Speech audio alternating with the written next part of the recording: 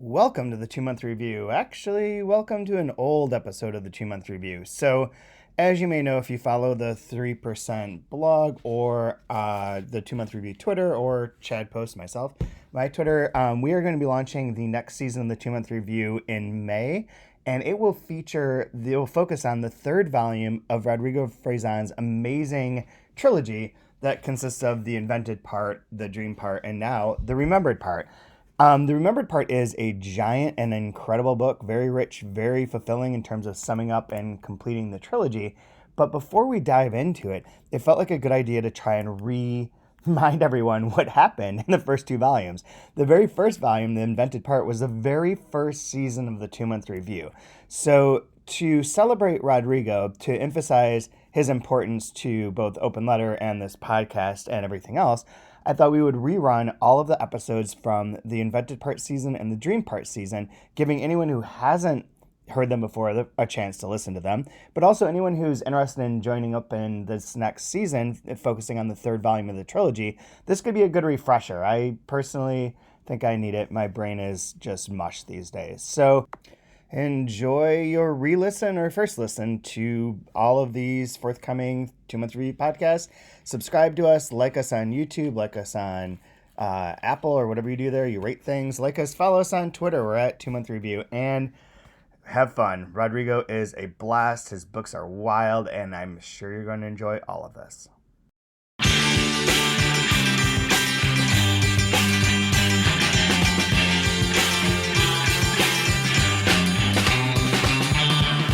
Big sky look down on all the people looking up at the big sky. Everybody's pushing one another around. Welcome to the 2-month review. This is Chad, and I'm here with Brian. Hey guys. And this is our weekly podcast in which we read a single novel over a 2-month period and talk about, analyze, engage with, and enjoy it bit by bit.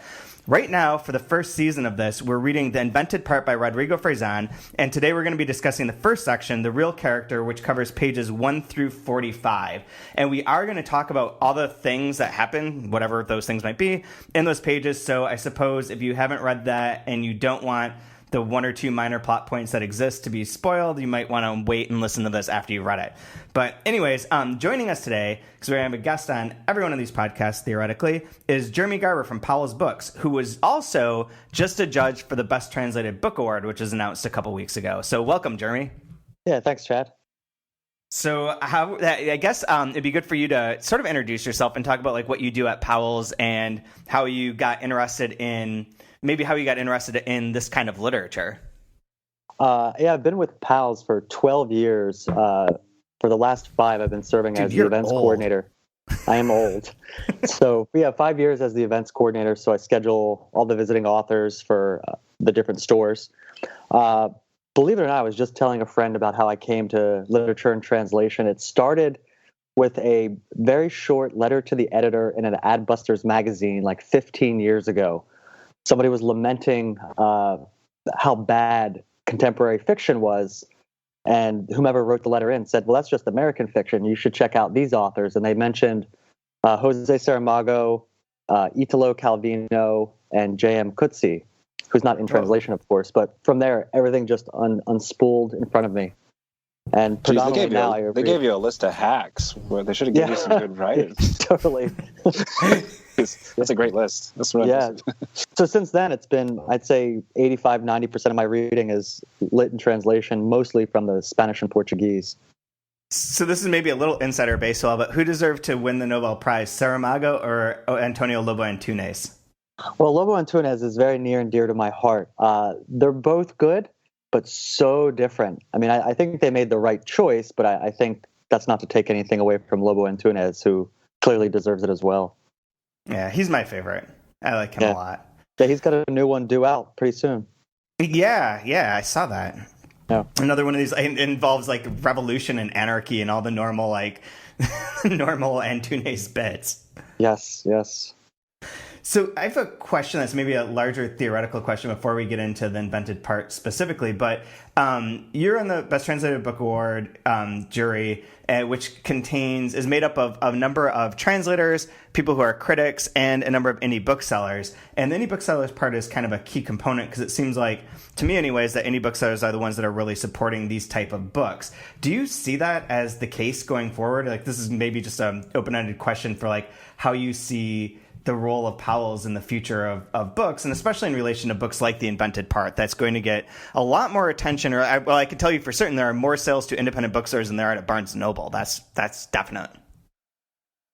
Yeah, I think that literature and translation continues to grow in renown, thanks in no small part to the Best Translated Book Award. I think audiences are disabusing themselves, finally, of the idea that books in translation are more difficult. I have a conversation with friends and coworkers, and I said, you can be assured that if a book's being translated into English, it's likely one of the best, or at least most interesting from that language, or they wouldn't have paid to have it translated. So I think independent booksellers, and in my role as a jurist for BTBA this year, is to help get those books into the hands of readers, many of whom didn't know they wanted to read those books.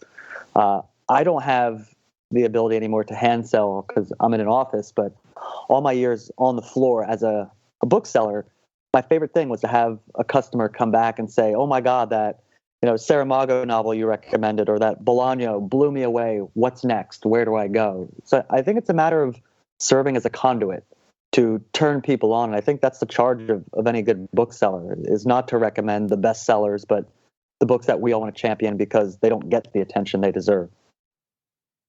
Makes sense. And Brian, as an American writer, you probably have to oppose that.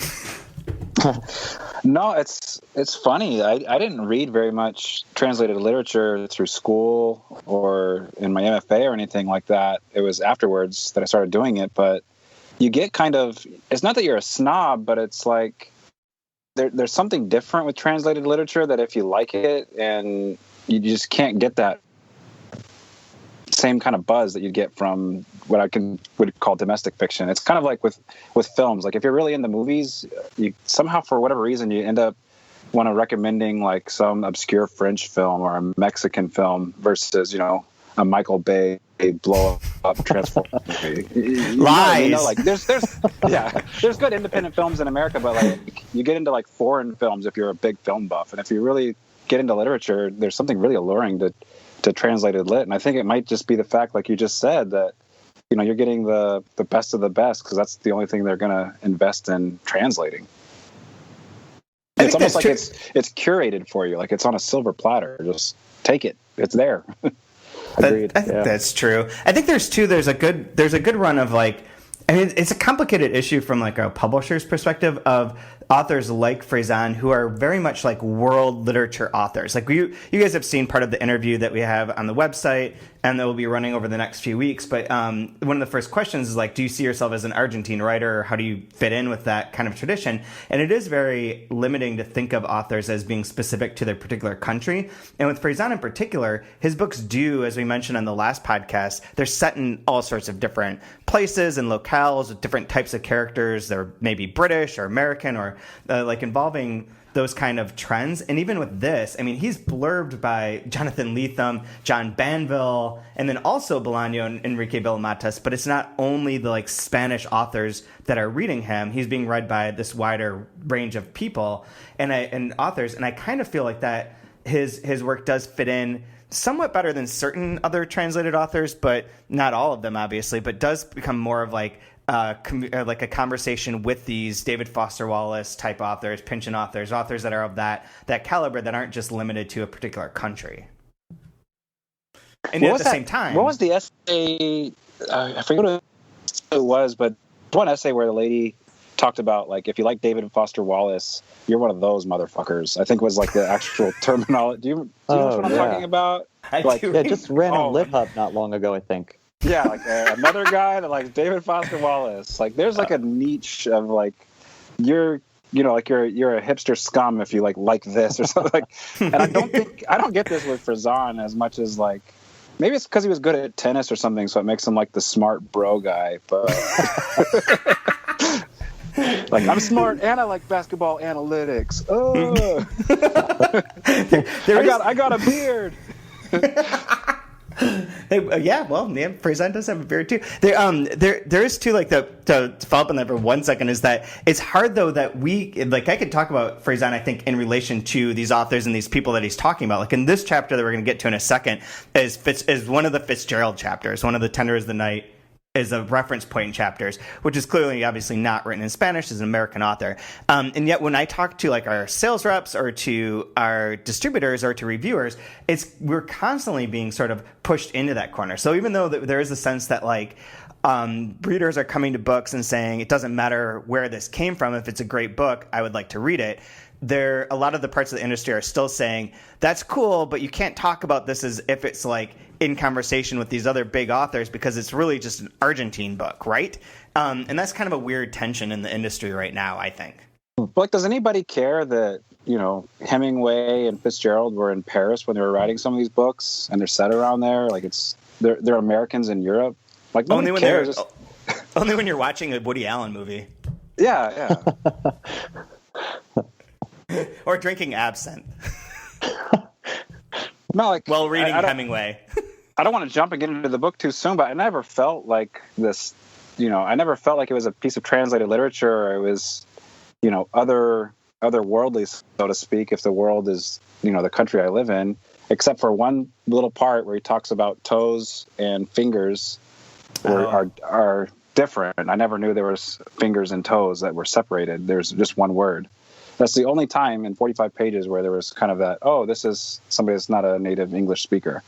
I had one other one. Was is it Barbazil instead of Bluebeard? Oh, indeed. Which is one that I just didn't know at first. And I looked at it, I was like, what is? And I was like, oh, I get that. I just figured I was dumb and didn't get the reference. I just went right on. I'm used to that. So. Yeah. There's huge parts of books I don't understand at all. Just right by. Boom. So what are your general thoughts? What are your general thoughts, Jeremy, before we get into any specific parts? About these 45 pages? Yeah, about these 45 pages. I don't know how far you've only read these 45 pages. I've only read these 45, and it was very difficult not to go on, but when you and I first talked about, it might be neat to not read everything, it gives me a unique context of, hey, I have no idea what's coming next. So to have read these first 45, I mean, of course, the pages are filled with great promise, but I read Kensington Gardens, I don't know, 9 or so years ago. So I've got some idea of his style, but these first 45 pages make me just want to keep going. But I've sort of determined to just read along with the podcast. That's kind of awesome. Yeah. I hope that'll be fun. I saw a few people that have started reading this, and the first thing that a lot of them mentioned or took pictures of and shared on Twitter or whatever is the pages and pages of the epigraphs. Yeah, those are fantastic. They really are, in which all the names that we just mentioned are there. David Foster Wallace, Bret Easton Ellis, Bob Dylan, Musil, Proust, Jeff Dyer, all these quotes from all these random people, all these like great literary people, all of which seem to revolve around the idea of like possibility and the relationship between reality and fiction, which I think is going to be the major theme of this book in a lot of ways. And parentheses. At least for this section, I'll say. So about this section, too. So for these 45 pages, I thought it'd be worthwhile in this to kind of just give a general summary, and then we could get into a few different aspects or a few different threads of it and the characters. But the general setup for these 45, if you had to reduce this to a plot, which is in some ways hard to do because so much of Fresán's like charm is in that style, is in the kind of list making and in the way that he's somewhat self-referential, where he talks about putting things in parentheses, where it kind of spins out of itself. But the plot basically is that parents and a boy, the boy, who's in later chapters going to be the writer, and is the main character of this novel, are on vacation, and they're at a beach, like a pristine, well, not kind of pristine, kind of like just a beach, where the boy is running around, playing in the water. His parents are lying next to each other on the sand, reading the same book, but different versions of it, which is Tender as the Night, which we'll talk about in a minute. And she's pregnant with what will be the boy's sister. They hate each other essentially and are going to be divorced because that's inevitable and that's crashing down on them. And then as they're sort of like bickering and dealing with that, the boy almost drowns and then is sort of by chance saved, and reflects that at that moment, like, that's the point of origin for all of his future writings. That's a perfect summary. I was gonna say, did I miss anything? I'm not certain. But yeah, so that's kind of the plot part of it, the main part of it. But like I said, I think a lot of the fun is in the descriptions and in the style of how he kind of articulates this. And I guess maybe a good place to start is with the parents themselves. And Sure. I don't know. You guys have any thoughts on the parents, or specifically on them reading "Tender as the Night"? Yeah, it was curious to me that they're in fact reading the two different versions of the same book. That seemed like a very interesting choice for him to do. I mean, I actually, believe it or not, have not read "Tender as the Night," but familiar enough with it.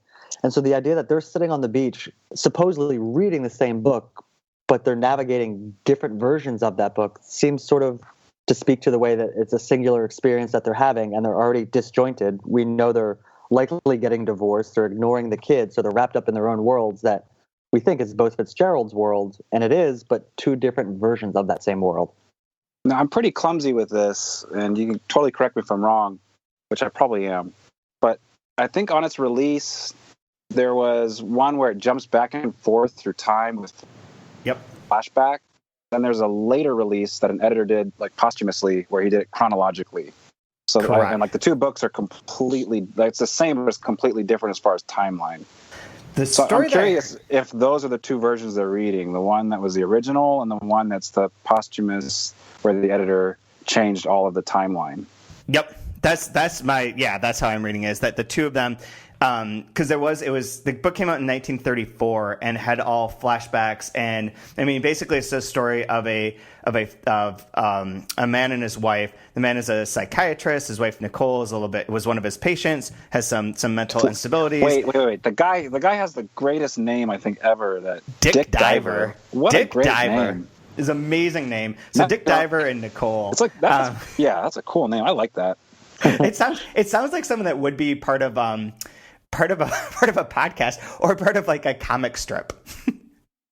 It sounds like the captain from the porn version of Titanic. Hell yeah! Would be Captain Dick Diver on the Titanic. I like it, but obviously back then there was a much more innocent time. But you can name your character Dick Diver and nobody would think anything about it. True. It's like that Scandinavian mystery writer whose character was it Harry Hole, but it's spelled Harry Hole. Yeah. Yep. Absolutely. Sorry, I digress. Get back on track. So Dick Diver and Nicole, he's involved with his former patient. Their marriage falls apart. It's told in flashbacks, and sort of chronicle this disillusion of this marriage. And then it didn't sell very well. Fitzgerald was all fucked up about it. And one of the main things to mention right now, too, is that this was somewhat loosely based on the Murphys, who are friends of the Fitzgeralds, Gerald and Sara Murphy, who inherited a great deal of wealth and lived as one of the rich couples in Paris at that time, hosted the parties that became kind of the Great Gatsby-esque parties that you'd think of. And one of their parties is the one that is the first scene or the main scene at the beginning of Tender as the Night. And Fitzgerald had a good relationship with them, but a sort of strained relationship since he had a lot of issues with rich people and did a lot of crazy things during their parties and led to him getting banned for 3 weeks. But anyways, he took their sort of relationship and then had the invented part, which is where the title of this novel comes from, in a letter from Fitzgerald. I think it's a letter from Fitzgerald to the Murphys saying that the part that he added to their life was the invented part that became this novel, Tender as the Night. So he kind of, based on them, made the story. It's disillusioned marriage. It did not do well. He was a drunk. He was having a lot of issues. And so the story I heard when I was in college was that he cut up the book and thought, if I reorder this, people will like it. And so he laid it all out and reformatted all the pages and left notes. And then when he died, I think he dies not that long after. I forget what year he died, in the early 40s. Then Malcolm Crowley used his notes and reissued it where it is in chronological order, and it sold no better. So they went back to the original one. But both editions existed for a number of years. Which one's the canonical? Is it the original? The original one with the flashbacks is the only one that exists now. And that's the one that I read in school, and that was the one that I've always thought of as a book. And I'd heard this story about him reordering it, but I guess I never really even thought about the fact that some people read that book, and how many times do you reread a book or even talk about, like, I mean, it would be a great conversation if two people just happen to, like these parents on the beach, happen to have read two versions of the same book and aren't even able to communicate about it because it's two very different things. It's kind of perfect for the failing marriage if you think about it. Indeed. Like, they're on completely different planets doing the exact same thing. And thinking there, and there's that great bit where, like, there's a quote somewhere in here about how they're, like, on the beach reading the same book. It wasn't the first time that they had done this. They'd done it before this. How they met was they were reading the same book on, like, a train, and it seemed so romantic, and now they're just like, this is idiotic. Like next to someone reading the same book, which is kind of silly when you think about it. But in this case, it's not even the same book. I don't know. It sounds like Rodrigo Fresán's very smart, and I don't like it. So it's because it makes me feel like I'm not very smart. So I'm going to be reading all of this with a lot of disdain at this point, because the way I think the way the culture is going is we don't like people smarter than us, and this is just flaunting. Not only is he smart, he's not American, and he's smarter than me. So that's just bullshit. So I'm mad. I'm mad right now. I'll totally take that. And there's more parts I'm going to tell you that'll make him even smarter in a minute. But one of the things I wrote a piece about this that went up just before this podcast that's basically about how this first thing to me is a lot about possibilities. And about that kind of possibility of having these two wildly different experiences. The possibility that the kid could have died, which we could talk about the boy in a second, but he could have died in the water. He doesn't. That alters his life dramatically. And that a lot of this is going to come up later as like a theme of like that kind of, you know, sort of cliche to say it, but the kind of the forking paths. Like you could have gone in a few different directions. Things could have been different. But in a way, you never know what those are, because we're stuck with what happened. And in fiction, we always end up kind of using what happened to look back towards the beginning and sort of explain everything in that perspective. Like from knowing what the end is, things take on significance at the beginning because we already know what the end is. Yeah. It's interesting, too, that this is the most singular experience, because he talks about his short but accident-ridden existence. So on page 31, and he lists several things that have happened to him. Yeah. My favorite of which being the undesired encounter with a giant cactus. There's also a never elucidated episode on a tricycle, also involving a truck, 2 motorcycles, and a wheelchair. Yeah. And apparently he punches a dog. Hand-to-hand combat with one of those mutant dogs that are trained to kill. Just perfect. Yeah, so he's a very accident-prone kid who then almost drowns. Although I had this funny thought as, do either of you listen to the podcast, How Did This Get Made? No. I've heard a couple of them, yeah. Yeah, so it's like a podcast with a few comedians, including Jason Mantzoukas, who dissect like really bad movies and sort of like pick apart like why they're bad and like how they're bad, and they're pretty entertaining. They're actually like good for understanding how books get constructed or how movies get constructed.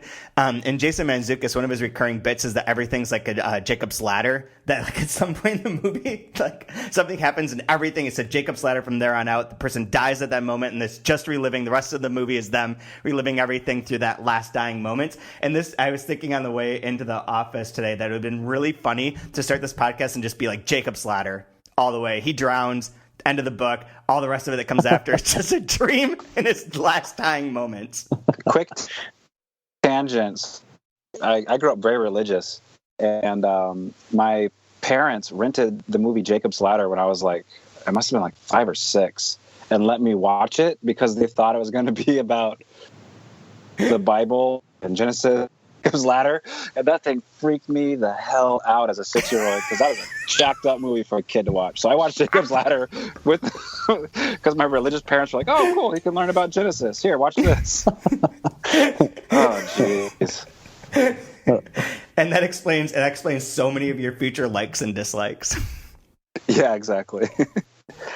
Actually, a quick tangent that you guys actually might find kind of interesting. I had only read Great Gatsby and a couple of short stories from Fitzgerald.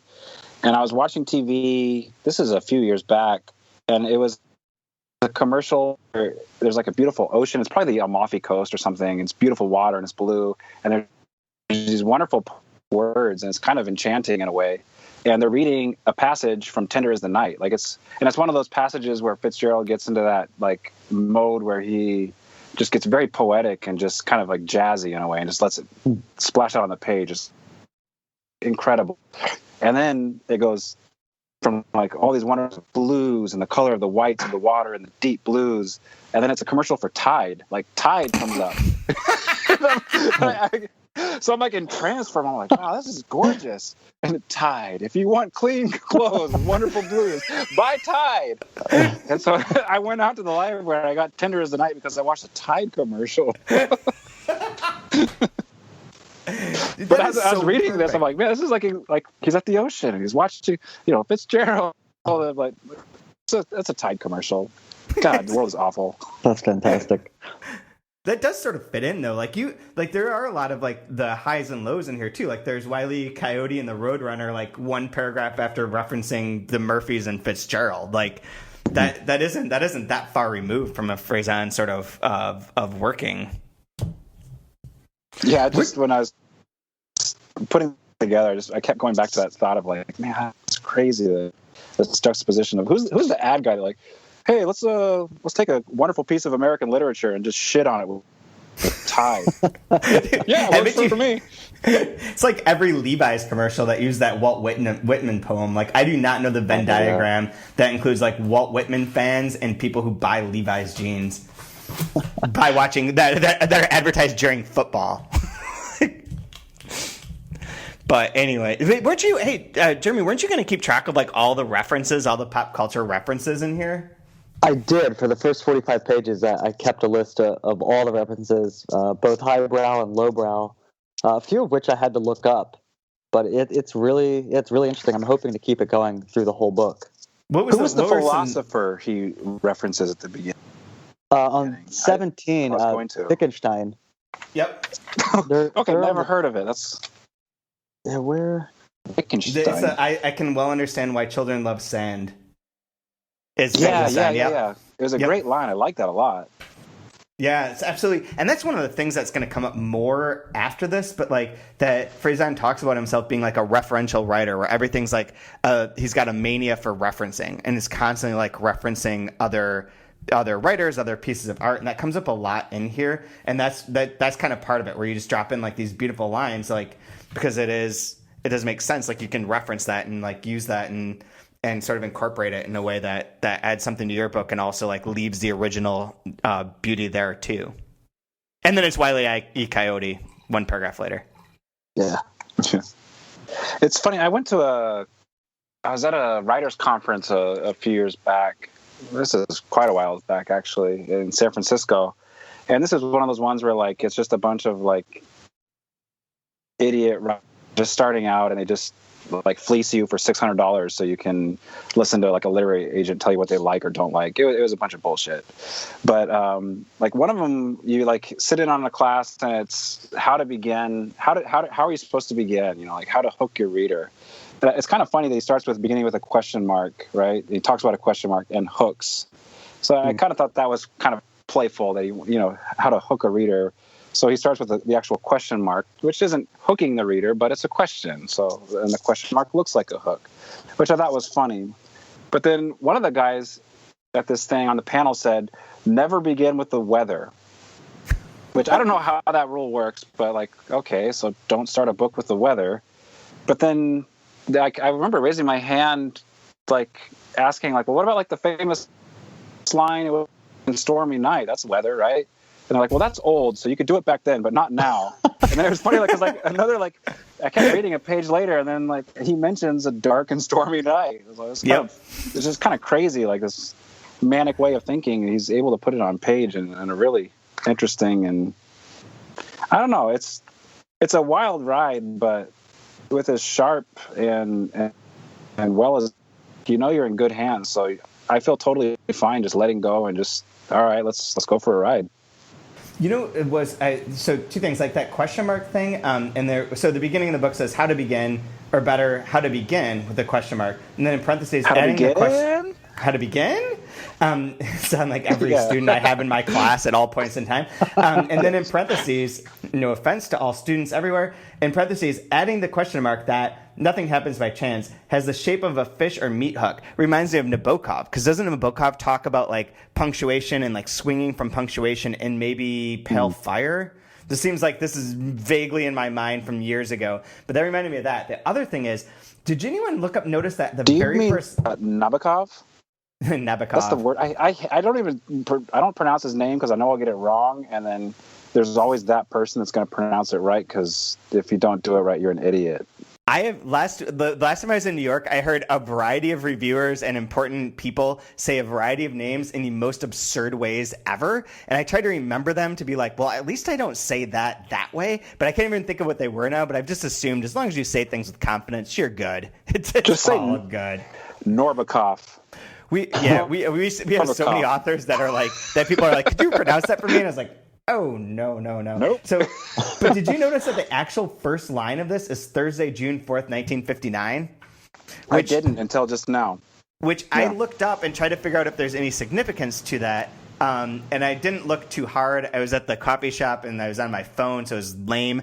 But the thing that I found was that that's the date of the last release of the Three Stooges movie. Oh, huh. I don't think that's which is connected, absolutely but not what he's connected to, but I loved it. Yeah, but go ahead and make the. Why not? There just wasn't anything that stood out or that jumped out about it, which is why I was just like searching for anything that seemed real. Although I'm checking Fresán's birth date, but he is not born then, so he was born years later. But anyway, the other thing about the boy that comes up that's in here that I think is fantastic, and that shows up a lot throughout here too, is his list making. And that's kind of like the fun fun sort of like, those are the parts where, like, in the last podcast, Will talked about how there were like 60 pages of the book that Fresán added as it was being translated. A lot of those sections, not all of them, but a good number of them pop up in these lists where he's just like, here's another idea, here's another idea, here's another idea. And it is great to see like the creation of the characterization of the boy at that moment in time through like a list that is both like high, low, all over the place, feels sort of haphazard, and like does create a sort of sense of consciousness, but in this way that's like, it feels almost cheating in a way, but like a spectacular sort of cheating. Yeah, portrays him in a great. Oh, go ahead. Portrays him in a really great way, and I think what you said is totally apt. It's high and low, and it portrays him as being precocious, but then also just a regular kid. Like when he asks the question about what's Jell-O, what's animal, vegetable, mineral, or interplanetary. There is a Jell-O museum about 20 minutes from where Brian and I are. Oh, no kidding! Wow, that's really sad. Jeez, I gotta move now. It's true, and there's like it is. I think it's great because it does have that sort of the things that kids would think about, like Superman, Jell-O, straining sex. with a car, toes, straining when he's stopping the rotation of the Earth. Yeah. People. It is. It's so fun. It's such a fun. These lists are so fun. I love them when they come up in any kind of book, like the Rebelsian sort of lists, or like Beckett does it a lot. There's a lot of those authors that kind of use that technique of creating these like long litanies of things that are varied and like all over the place. And these ones are really enjoyable. And they come up again and later in the book, not to spoil or whatever, but like there are going to be other lists, and they're always so good. They're always so much joy in the creation of those lists. But right at the beginning on page 11 and 12, there were two things that I underlined that I kind of felt like we're kind of preparing for how to read the book, perhaps. And I just want to bounce it off you guys, see what you think. One of them was when he's talking about a question mark and a hook or what it does. There's a line, pulling them, dragging them up from the clear and calm bottom to the cloudy and restless surface. So I kind of got the picture in my mind of, this is what I'm comfortable with, and now being pulled into something where I'm uncomfortable. Can't see, don't know where, I don't know what's going on, right? So there's that line. And at the very next page, on page 12, he talks about unplugging from external inputs to nourish yourself exclusively on internal electricity. Yeah. Yeah, he has that piece in the long interview that Will translated, where it's like 3 pages, where he's talking about, essentially unplugging from our smartphones and our social media. And it almost speaks to that, because it's, to me, the most poignant part of that interview, just going on and on of, isn't it true this, isn't it true that? And we realize that, yeah, that's all what it's about, that need to disconnect. That part that you're referring to too, which will appear on our website shortly, but that part that you've read and that they're talking about, that's actually an excerpt from the next book, the sequel to the invented part. No kidding. Yep.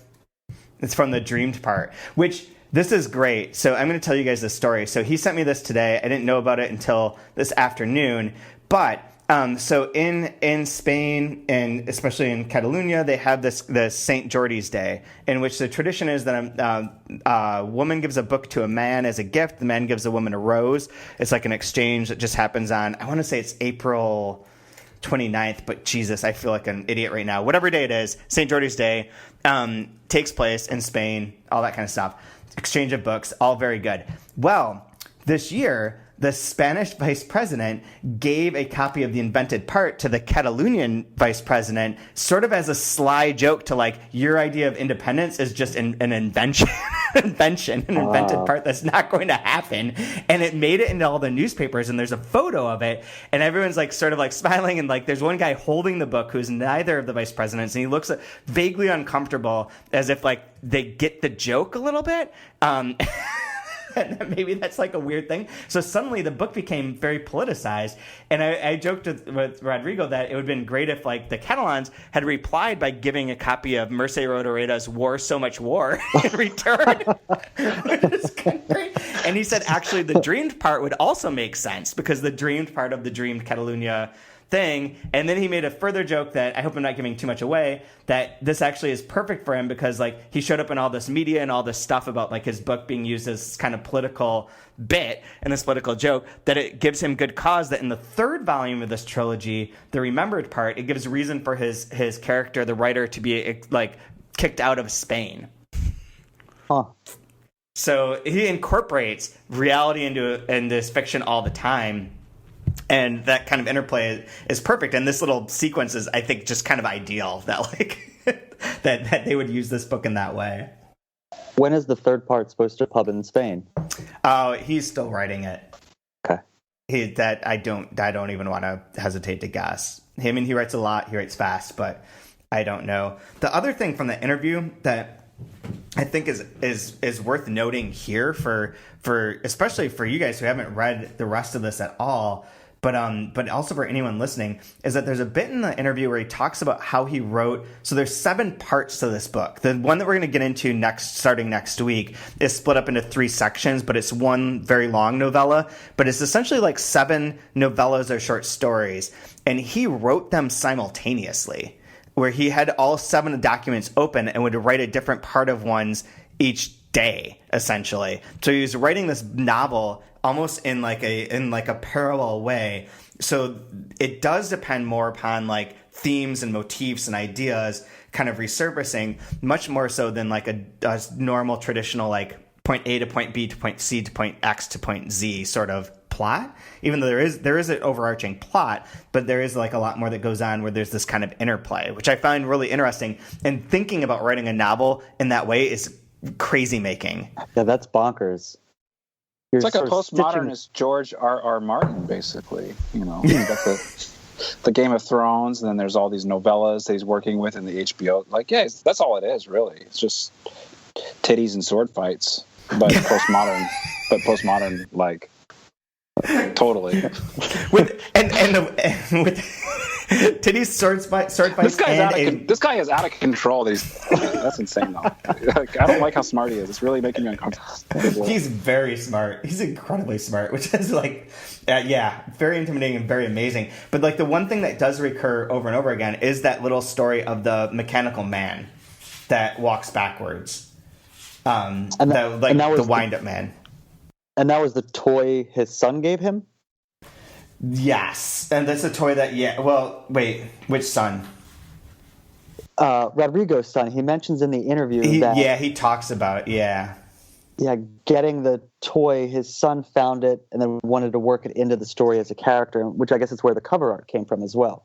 Exactly. So our cover art is sort of a deconstructed version of that toy man carrying a briefcase. It's described on page 21 where it says, "The metal of that little tin man with a suitcase most of all, a toy that turned out defective. It doesn't go forward when wound, it goes backwards. And that the boy insisted on keeping anyway and not exchanging for another one that functioned properly because, intuitively, he liked its defective defense mechanism." And that will show up again and again as one of the like overarching theme or motifs or images that kind of pop up throughout the book. But other than that, like, it's cool to think about writing this in that way. Like, you've got like this idea of this writer, his life, what he wants to accomplish. What we'll get into, I think, in the next bit, although it might be in a couple chapters, of like the kind of bigger plot to this, and how that can play out if you're trying to write the whole book all at once. Because if you can hit a point like you can see everything at once, that's sort of what art is heading towards, I guess. I don't know if that makes any sense. This is where that glass of Pinot Noir is starting to hit me. Yeah, I mean, I can't even imagine what it would take to be able to compose a novel doing just that. 7 different parts, and if they all refer to the other, to keep that narrative thread going and have it cohere at the end. I mean, that's quite an accomplishment.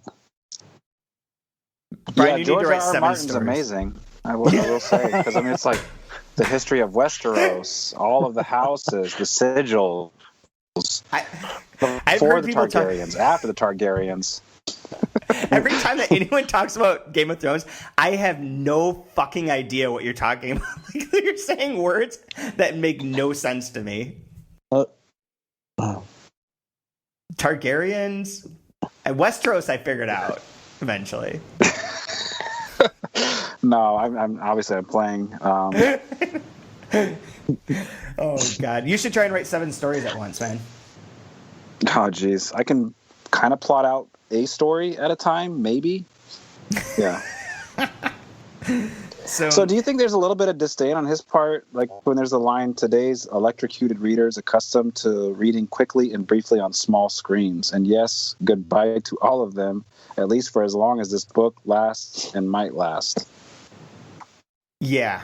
And then, like, at the end of that paragraph says, "Consider yourselves warned." And, like, then it goes on with, like, a 3-page paragraph. Like, all right, unplug, pay attention, you asshole. Like, this isn't going to be quick, terse, scannable blog post. This is a book. Read it. Yeah, the fragment he offers in the interview that's in the second book, I mean, he mentions that it irritates and bothers him. I mean, he talks about ebooks, smartphones, Facebook, Twitter, and the implications for literature. Yeah, I like the idea of the internal electricity versus the external electricity. There's a little bit of disdain, a little bit of edge to it. And, he's writing with his fingers there for a little bit, and that's cool. I like that. Yeah. Yeah, I love it. Like we were talking today because there's a typo up across the internet that like the book is 700 pages long. Because that was initially what the estimate was going to be, and we reformatted it to have it be at 552, partially because, for the same reason that he was picking up on, of that, a reader sees 700 pages and they're like, fuck that, hell no. But then, because we're used to tweets and whatever else, and this book is long, making it 550 pages might not make that much of a difference in terms of someone's perception. But at the same time, like, it is unabashedly long. It is unabashedly overstuffed. It is saying, like, there is something to this that you can't get through a tweet, that you can't just scan and move on with. And I like do you that. Happen to know that. Do you know the word count on it? Oh, because I'm more interested in word count, right? Because you average 250 a page. Yep. Hold on. Because what's the one with the Man Booker Prize finalist? It's the Schweblin book, Fever Dream. Oh yeah, like 22,000. It's like when I picked it up from the library, it was like formatted so tiny to try to make it look longer than it was, because it's in this really weird space of just over a novella, maybe. Like it's a really short book. I don't care or not, but I just find it's interesting, that you were trying to this order and who did? I don't know who published Read, but they were manipulating it to make it look as long as possible. So it's kind of interesting. So Word's freaking out. I never like my computer doing things that make me nervous because it crashes a lot. But right now it says 221,000.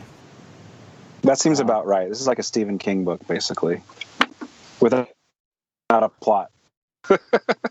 Yeah. Well, there's a plot. There is a plot. It's a sci-fi plot. It's a Philip K. Dick sort of plot. No, the plot doesn't matter. Yeah, the plot doesn't matter. Like I said, you just give in to the narrative. Like, you're in great hands. Like, he's a fantastic writer. He's gifted. He's funny. He's interesting. He's smart. So just follow the ride, because he'll take you to better places than if it was plotted. And that's what feels good, knowing that it's an epic book and then it's going to be 3 volumes essentially, to be able to just take that ride and trust. I mean, it makes me think of the Bolaño quote in 2666 when he talks about, what is it? The bookish pharmacists don't even want to take on the imperfect torrential works. Everyone picks Christmas Carol over Tale of Two Cities. So here's a book that's, you sort of just buckle up, take the ride, and trust that he's going to take you places you otherwise couldn't go. And all these little bits are entertaining. Like, if our attention spans are all fucked up and fragmented from all the digital things that are going on, it's not like, this is an extendedly long book, but at the same time, each little section is incredibly enjoyable in its little bit. Like, reading those lists are like reading a series of short blog posts or tweets or whatever, where it's like one bit of entertainment, one great thought, one interesting thing. Like, there is like a sort of enjoyment or in that way where you can orient your mind to it, and it's not like saying you're going to read one long paragraph that has that's pensive and you need to get to the end to be able to see the whole. Like, there are these great joys along the way, and I think it's fantastic too. I absolutely agree. And maybe in some ways that speaks to our dwindling attention spans too, because it's not one long narrative thrust. Like, it's set aside by these different lists and the things that enter the narrative. So it's not one long plotting story that you have to pick up on.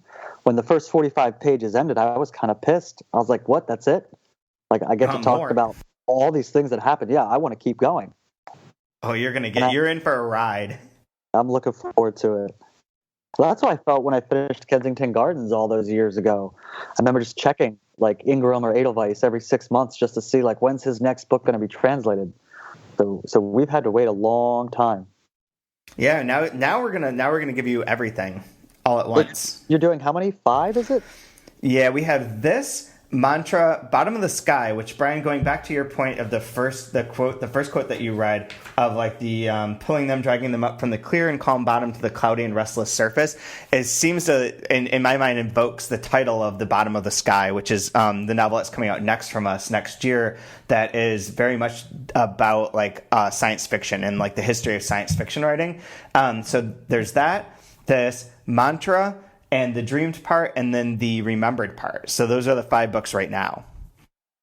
That's fantastic. That we have signed on. And I think they'll come out probably over a 7-year period is my best guess. It depends on how fast they can be translated and in one case written. But yes, it's going to be all. It's just like George R. Martin, man. That's absolutely.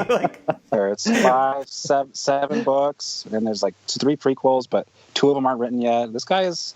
Yeah, he's him and George R. Martin. And the thing is, the more you read of this, the more all these bits cut from the same cloak. Yep, absolutely, from the same magician's cloak. The wizard sleeve. Yeah, absolutely. God, that sounds like an entendre. Yeah, it reminds me of a different joke that would be a way different digression. But anyways, I think maybe for now we should probably wrap this one up to say that the next week our guest is going to be Mark Bonelli is going to come on to talk about. He's the author of Detroit City is the Place to Be. He writes for Rolling Stone and the New York Times Magazine, and he's author of Second Visiting Must Die and most recently Screamin' Jay Hawkins' all-time greatest hits. But he's going to come talk about the first section of the second novella. The second novella in here is, or whatever you want to call it, the second part is called The Place Where the Sea Ends So the Forest Can Begin. And we're going to talk about the first part of that, which is pages 46 through 98. And as always, we're going to have a bunch of posts on 3% website. There is a Goodreads group, which is linked to on all those posts. But if you go to Goodreads and go to groups and search for 2-month review with the numeral 2, you can find it and join it and send in any questions you might have, comments, whatever you want to do. Also, you can buy the book for 20% off if you use the code 2month, the number 2 and then month, all one word, no spaces, on our website, which is just openletterbooks.org. That is all I was going to say for that. I don't know if can Jeremy, you buy the books at Powell's, or do I have to go to Amazon? Oh, you can absolutely go to Powell's.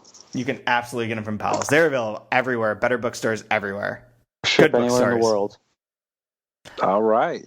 You guys ship to me. I bought a bunch of stuff from you like last month. Now I have like 14 new books that I can't fucking read because I have no time. Yeah, but can I watch movies on the Powell's website? Because Amazon, I can watch Back to the Future Part 2 or something. Yeah, that's true. Because when I buy books, sometimes I want to watch, a movie from the 80s.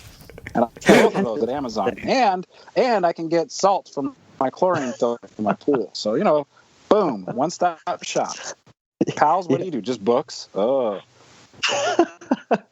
We're specialized. We only focus on literature. Yeah, no papers. You should disconnect from Pals. salt. Go to Pals. They're not going to sell you chlorine. They only sell books. Go to Pals if you're going to buy a book. Absolutely. You should absolutely go to Powell's. We'll include a link to this book on Powell's for this post, too, for this podcast, this episode. But yeah, definitely go there. And I thought we could end here. Well, Jeremy, do you want people to follow you on Twitter?